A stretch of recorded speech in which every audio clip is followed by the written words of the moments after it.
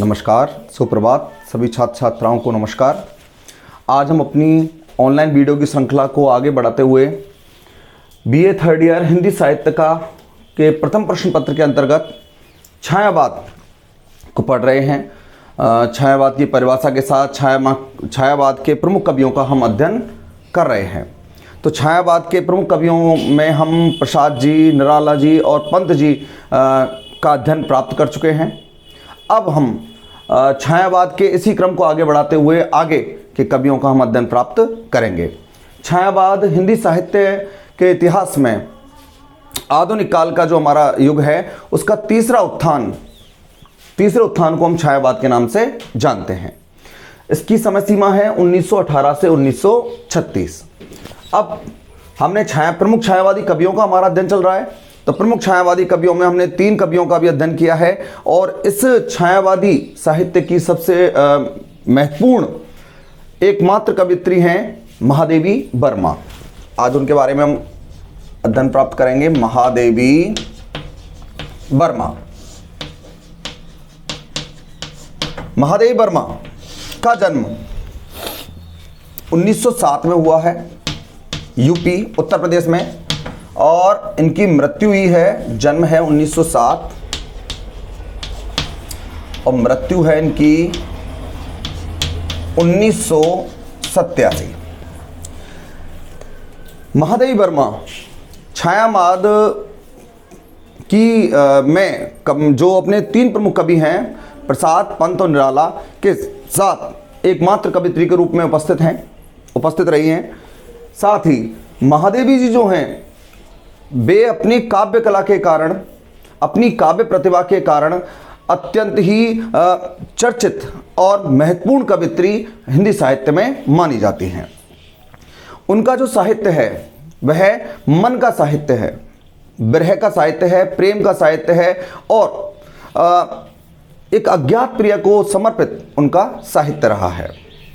इस दृष्टि से हम देखें तो महादेवी जी जो हैं वे अपने काव्य में अपने प्रेम की भावनाओं को, अपने विरह को, अपने अज्ञात प्रियतम के प्रति अपने प्रेम को बड़ी ही सूक्ष्मता के साथ स्पष्ट करती हैं। महादेवी जी के बारे में हम कुछ सामान्य जानकारी प्राप्त कर लेते हैं कि महादेवी जी जो है उनका जन्म 1907 में हुआ, उत्तर प्रदेश में हुआ। इनकी जो माँ थी वो बहुत ही धर्मपरायण स्त्री थी। इन्हें प्रारंभिक तौर पर धर्म की, धार्मिक शास्त्रों की शिक्षा देने का महत्वपूर्ण कार्य इनकी माँ ने किया था।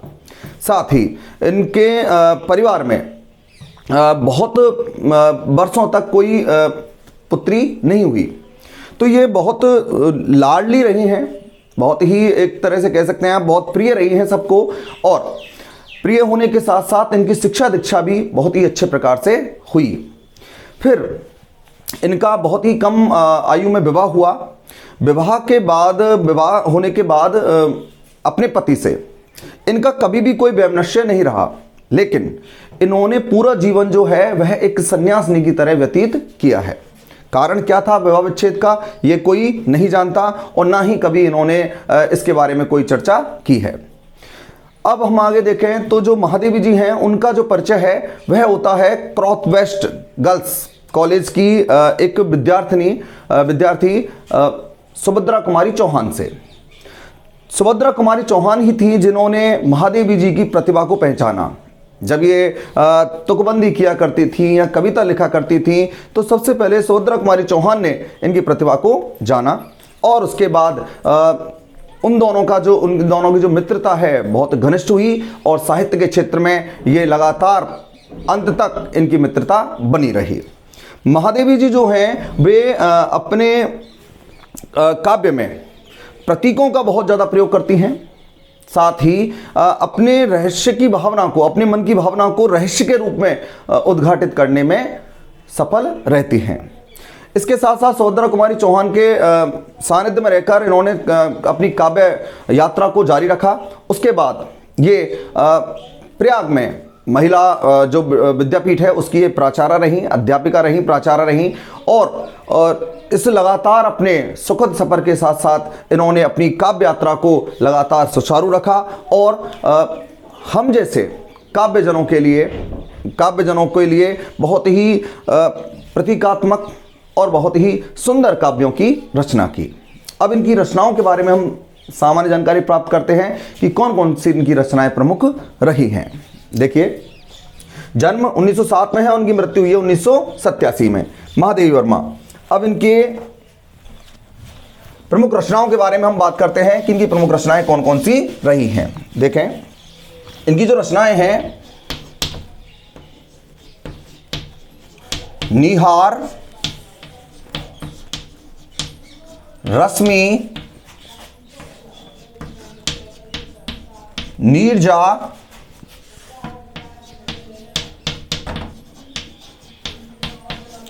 सांध्य गीत, यामा, ये इनकी प्रमुख रचनाएं रही हैं। निहार, रश्मि, नीरजा, सांध्य गीत और यामा इनकी प्रमुख छायावादी रचनाएं रही हैं। अब हम देखें, जो यामा है,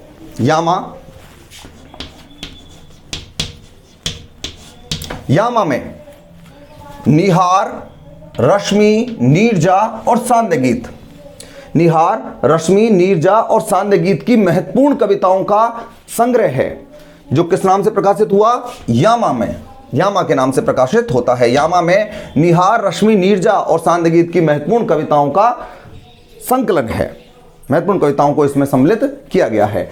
और यामा पर ही इन्हें ज्ञानपीठ पुरस्कार मिला। कि जो महादेवी जी जो हैं, इनकी ये प्रमुख रचनाएं हैं, और यामा में इन सभी जो इनकी प्रमुख रचनाएं हैं, इनकी महत्वपूर्ण कविताओं का संकलन है। और यामा पर ही इन्हें भारतीय साहित्य का सर्वोच्च पुरस्कार भारतीय ज्ञानपीठ प्राप्त हुआ। अब इसमें आगे देखें हम, तो महादेवी जी जो हैं, ये काव्य के साथ साथ अपने गद्य के लिए, गद्य में उपन्यास, कुछ इन्होंने उपन्यास लिखे हैं, लेकिन उपन्यासों और कहानी से ज़्यादा इनकी जो चर्चा होती है वो होती है इनके रेखाचित्र और संस्मरण के लिए।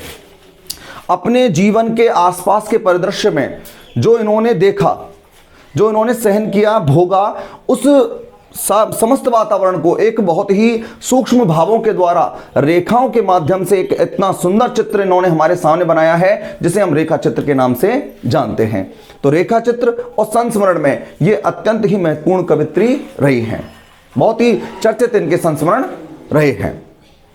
अब हम आगे देखें तो इन्हें यामा पर ज्ञानपीठ पुरस्कार मिल चुका है, साथ ही इन्हें पद्म भूषण से भी इनको विभूषित किया गया है, पद्म भूषण इनको मिल चुका है। साथ ही इनमें, इनके गीतों में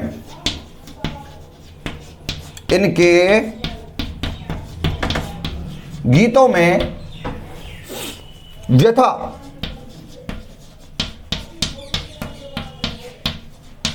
पीड़ा,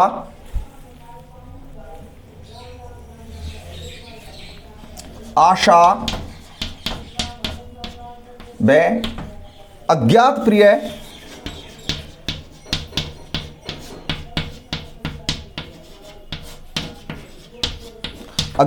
अज्ञात प्रिय के प्रति प्रणय निवेदन के स्वर, प्रणय निवेदन के स्वर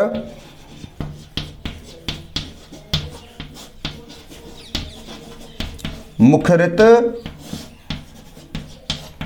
हुए हैं। हम देखें तो इन्हें यहां पर ज्ञानपीठ पुरस्कार मिल चुका है। इनके गीतों में, इनका जो काव्य है, इनके जो गीत हैं, जो गीति परंपरा का जो हम बात करते हैं छायावाद में, वो सबसे महत्वपूर्ण गीति परंपरा पाई जाती है किसमें? महादेवी वर्मा की कविताओं में। तो इनके गीतों में क्या मिलती है? व्यथा मिलती है। इनके मन की व्यथा है, पीड़ा है, आशा है, वह अज्ञात प्रिय के प्रति प्रणय निवेदन है। यह जो अज्ञात प्रिय के प्रति जो इनका प्रणय निवेदन है, यह रहस्यवाद के रूप में, एक सौंदर्यवाद के रूप में हमें छायावाद में देखने को मिलता है। अज्ञात प्रिय के प्रति प्रणय निवेदन के स्वर मुखरित हुए हैं। ये इनके काव्य की प्रमुख प्रवृत्ति रही है। इनकी मूल तत्व रहा है कि इनके काव्य में क्या है, व्यथा है, पीड़ा है, आशा है और अज्ञात प्रिय के प्रति प्रणय निवेदन है। किस रूप में है, रहस्यवाद के रूप में है। आगे देखें तो इनके बारे में हम देखें, इस कारण देखिए व्यथा, पीड़ा, अज्ञात प्रियतम के प्रणय निवेदन के स्वर जो उनके काव्य में मुखरित हुए हैं, बड़े ही सूक्ष्म और बड़े ही प्रभावी रूप में ये मुखरित होते हैं। ऐसी ही भावना हम भक्ति काल में मीरा में देखते हैं, जो अपने शादीशुदा अपने वैवाहिक जीवन के बाद वैधव्य का उन्होंने जीवन जिया और उसके साथ ही उन्होंने अपना संपूर्ण जीवन श्री कृष्ण को समर्पित कर दिया।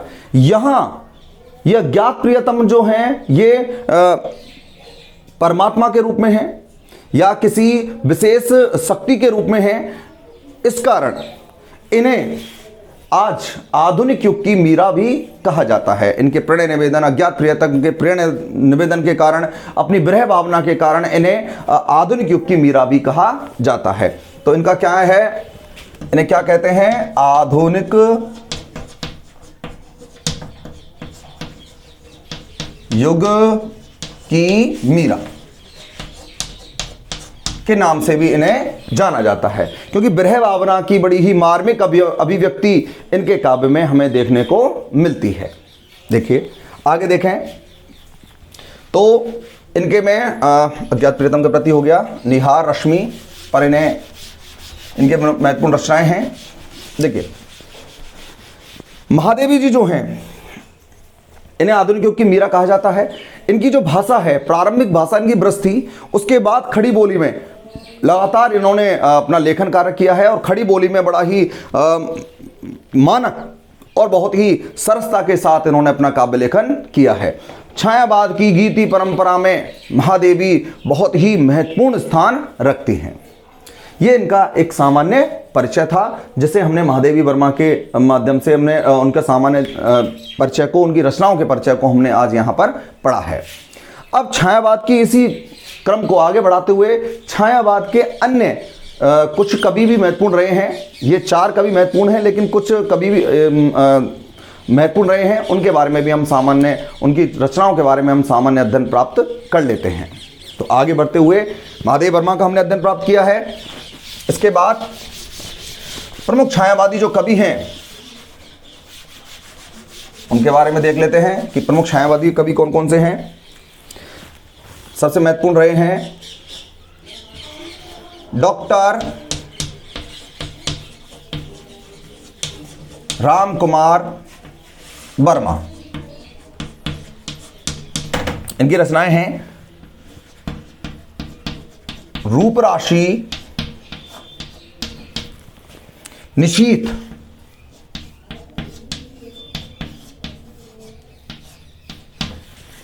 चित्ररेखा,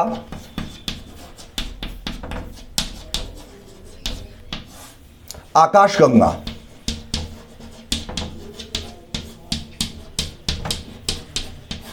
इनकी महत्वपूर्ण छायावादी रचनाएं हैं। डॉक्टर राम कुमार वर्मा इतिहासकार रहे हैं, आलोचक रहे हैं और छायावाद के बहुत ही महत्वपूर्ण कवियों में इनको गिना जाता है, सम्मिलित किया जाता है।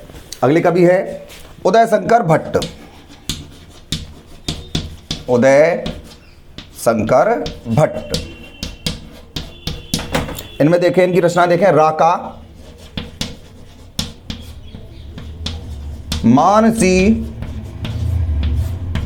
विसर्जन।